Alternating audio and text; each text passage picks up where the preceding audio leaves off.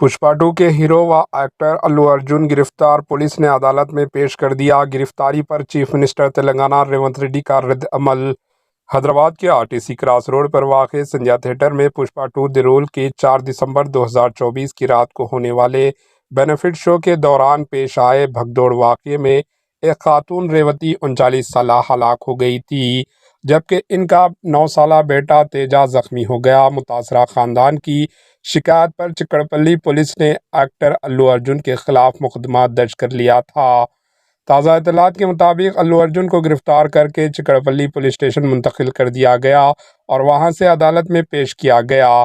इस वाक़े के सिलसिले में पुलिस ने हालिया दिनों में 3 दीगर अफराद को भी गिरफ्तार किया है। तेलुगु फिल्मों के मशहूर एक्टर अल्लू अर्जुन की गिरफ्तारी के बाद तेलंगाना के वज़ीर आला रेवंत रेड्डी ने इस मामले पर अपना रद्द-ए-अमल ज़ाहिर किया। दिल्ली में मीडिया से गुफ्तगू करते हुए रेवंत रेड्डी ने कहा कि अल्लू अर्जुन के मामले में कानून अपना काम कर रहा है और इनका इसमें कोई मदाखलत नहीं है।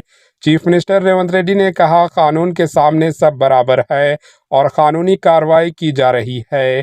भगदौड़ के दौरान एक खातून की मौत के पेश नज़र पुलिस मुनासिब कार्रवाई कर रही है। Bureau report, AHN news.